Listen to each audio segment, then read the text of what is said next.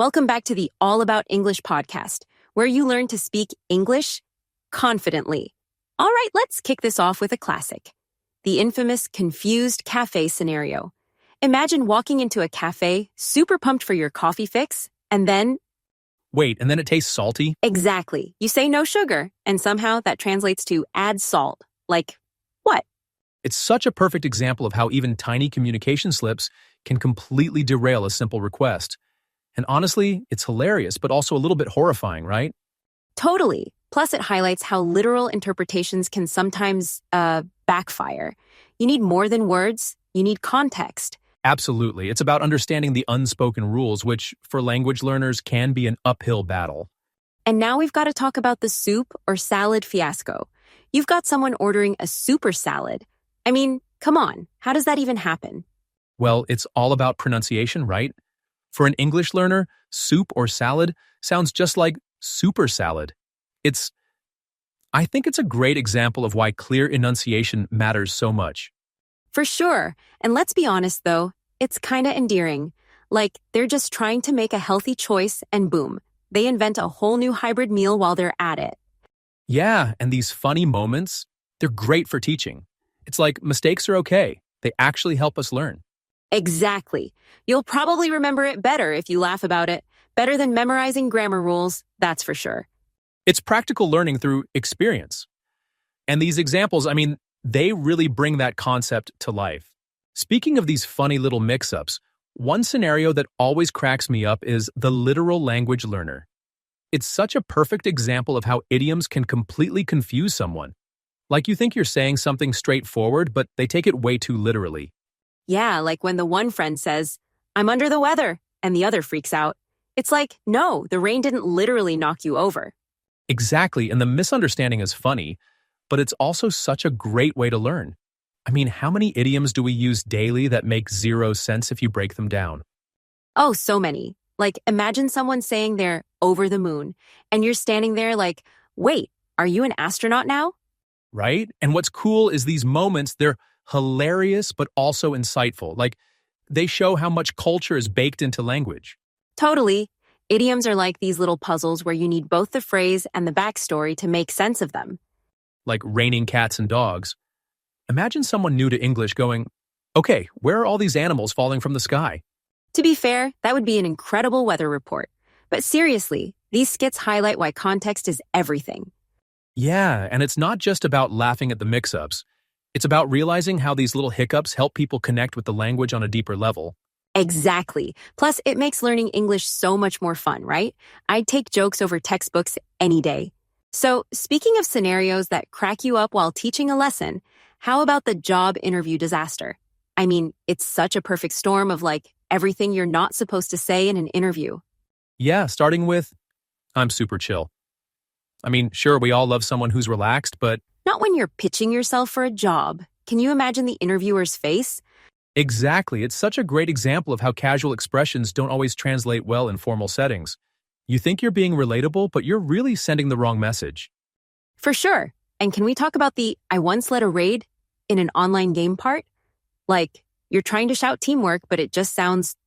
Like you're describing a Saturday night and not your job experience. Right?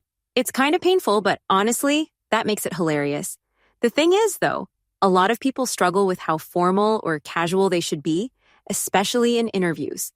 And it's not just about vocabulary. It's also tone, posture, and even the way you phrase things. Instead of saying super chill, you'd go with something like, I maintain a calm demeanor under pressure. Ooh, fancy. But finding that balance is key. And let's be real. Learning to navigate those conversations isn't easy, especially when things get unexpected. True. That's why practicing different scenarios really helps. You don't have to memorize a script, but having adaptable phrases can make a world of difference. Yeah, instead of reacting with, awesome, can I wear pajamas if I work from home? Maybe go with, I don't know, literally anything else? Exactly. And it also comes down to knowing your audience. Interviews are formal by default, so leaning into that a bit more can save you some awkward moments. For sure. Okay, so here's a fun idea. Next time you've got a big conversation coming up, try practicing with a friend, or even a mirror, and throw in a surprise twist to see how you'd handle it. That's solid advice. It's all about being prepared for the unexpected while still keeping your responses polished. You can learn a lot from these skits about what not to do, and maybe get a few laughs in the process. All right, so speaking of handling awkward situations, let's dive into the first date flop. I mean, this one's just like peak cringe, right? Oh, totally. The classic mix-up between chef and chief. It's such a tiny slip, but it snowballs fast. Right? Like, I love Chiefs too. Imagine being the chef in that situation. You're sitting there like, not exactly what I do, but thanks. And then it gets even better when the date starts debating deserts versus desserts. I love how the chef responds with, well, one has chocolate, the other has camels. It's gold. I mean, who wouldn't want to talk about camels on a first date? Super romantic. Yeah, but jokes aside, this kind of mix-up happens all the time, especially when learning a new language. It's all about context and, well, listening carefully. Yep, and what I love about moments like this is that they give you a chance to laugh and learn at the same time. Like, instead of freaking out, you roll with it. Exactly, it's about recovery. If someone mishears or misunderstands, just clarify and keep the conversation going. A little humor goes a long way. For sure. Honestly, even seasoned English speakers mess up sometimes. I mean, who hasn't blurted out something weird and then had to backtrack? True, and these moments can actually make conversations more memorable. They help break the ice and show a bit of personality. Yeah, like next time you're on a date, instead of panicking about saying the wrong thing, just laugh it off. Bonus points if you come up with a witty response. Absolutely, and hey, practicing common scenarios with some fun twists could help. Play around with phrases and see how they land. It's great preparation for the real thing. Exactly. And who knows, that little mistake could be the thing you both laugh about later. So, embrace the awkward. Speaking of embracing the awkward, isn't it amazing how something as simple as a coffee mix-up or the desert versus dessert debate can become such great material for learning English? Humor really does make it all stick. Right, and what's really cool is how these situations highlight more than just vocabulary or grammar. They teach us about context, cultural quirks, and even tone. It's learning with a side of laughter. Exactly. And the best part is, you don't even need a textbook for this stuff. These skits show how mistakes, embarrassing or funny, can stick with us and help us improve in the long run. Totally. They're experiences that make you think about language in ways textbooks just can't. Like understanding why super salad even happens forces you to pay attention to pronunciation. Or why idioms like under the weather are such a trip. Like, you start seeing how literal translations don't always work, and that's half the fun of it, right? Right. It's all about being open to those moments of confusion and even embracing them. The more you explore those hiccups, the better you understand the deeper meanings behind the words. Exactly. Plus, it's just way more fun to learn like this. You end up laughing, connecting, and maybe even creating your own little inside jokes along the way. And let's not forget, laughter is one of the best tools for memory. If you're enjoying what you're learning, it's going to stick with you so much longer. For sure. So next time you mess up or hear someone's funny English moment, don't stress. Just roll with it and maybe laugh a little while you're at it. Laughter really does make things stick, doesn't it? So now it's your turn.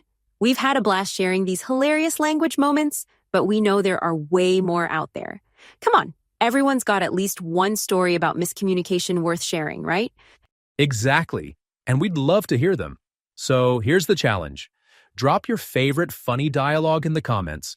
It could be something you've experienced, heard, or even just made up for a laugh. Oh, and bonus points if it involves coffee or salad. I mean, those skits are just unbeatable. Or maybe you've got a story about idioms or pronunciation that caught you off guard. Either way, share it with us. It's all about learning through humor and connecting over those moments. For sure. And hey, if you enjoyed this episode, we've got plenty more where this came from.